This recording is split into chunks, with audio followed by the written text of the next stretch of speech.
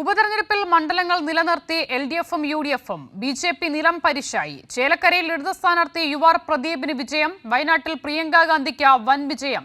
പാലക്കാട് രാഹുൽ മാങ്കൂട്ടത്തിലും വിജയിച്ചു. വിവിധയിടങ്ങളിൽ നിന്നും ഞങ്ങളുടെ പ്രതിനിധികൾ ചേരുകയാണ്. കൂടുതൽ പ്രതികരണങ്ങളും വിശകലനങ്ങളും ഒക്കെയായി ഇപ്പോൾ ചേലക്കരയിലേക്ക് പോകുകയാണ് സുജു ടി ബാബു. അവിടെ UR പ്രദീപിനൊപ്പം ചേരുകയാണ്. സുജു, ആധികാരികമായ ഒരു ജയം ചേലക്കരയിൽ ഇടതുപക്ഷ ജനാധിപത്യ മുന്നണിക്കുണ്ടാകുകയാണ്. മാത്രമല്ല, ഏറ്റവും പ്രധാനം, ഈ തെരഞ്ഞെടുപ്പിൽ രാഷ്ട്രീയം ചർച്ച ചെയ്ത, അല്ലെങ്കിൽ ആ നിലയിൽ മണ്ഡലത്തിലെ പ്രശ്നങ്ങൾ ചർച്ച ചെയ്ത ഒരു തെരഞ്ഞെടുപ്പ് കൂടിയായിരുന്നു ചേലക്കരയിലേത്. അവിടെ LDFന് ആധികാരിക ജയം ലഭിക്കുന്നു എന്ന് പറയുമ്പോൾ അതിന് രാഷ്ട്രീയ മാനങ്ങൾ ഒരുപാടാണ്.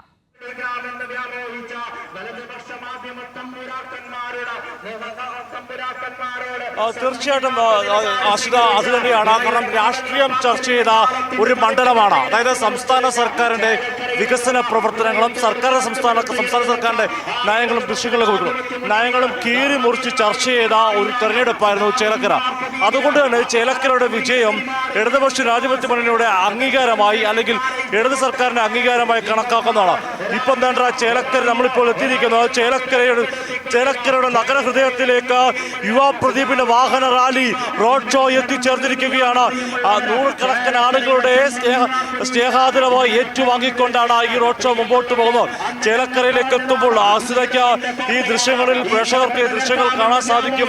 UP ജോസഫ് അടക്കമുള്ള നേതാക്കളുടെ സാന്നിധ്യത്തിൽ ചേലക്കരയുടെ ജനത, ചേലക്കരയുടെ മണ്ണിൽ ഇതാ സ്വീകരണം നടക്കുന്നു. ജനനായകന, വികസന നായകന ഈ കൊടുക്കുന്ന സ്വീകരണമാണ് നമ്മൾ തത്സമയം ഈ ദൃശ്യങ്ങളിൽ കണ്ടുകൊണ്ടിരിക്കുന്നത്. ആവേശകരമായ രംഗം. ചേലക്കര, ഇതാണ് ചേലക്കര നഗരം എന്ന് പറയുന്ന സ്ഥലം. അവിടെയാണ് ചേലക്കരയുടെ MLA ആയി നിയുക്ത MLA സ്വീകരണം നൽകുന്ന UR പ്രദീപിന് വലിയ ആവേശം. ആളുകൾ മുദ്രാവാക്യത്തിൽ വിളിയോടുകൂടി തന്നെ ആവേശകരമായ സ്വീകരണം, വലിയ ആവേശം. അതായത് കഴിഞ്ഞ 26 വർഷം ചേലക്കര ഇടതുപക്ഷത്തിനോടൊപ്പം നിന്നിരുന്നു. ഇപ്പോഴും ഇനിയും ഇടതുപക്ഷത്തിനോടൊപ്പം തുടരുമെന്ന്, അതായത് ചെങ്കോട്ടയായി തുടരുമെന്നാണ് ചേലക്കര തെളിയിച്ചിരിക്കുന്നത്. വലിയ ആക്ഷേപങ്ങൾ, വലിയ പരാതികൾ ഒക്കെ ഉയർത്താൻ ശ്രമിച്ചിരുന്നു. അതിനെയെല്ലാം നിലംപരിശാക്കിക്കൊണ്ടാണ് UR പ്രദീപിന്റെ വിജയം. നമുക്ക് വലിയ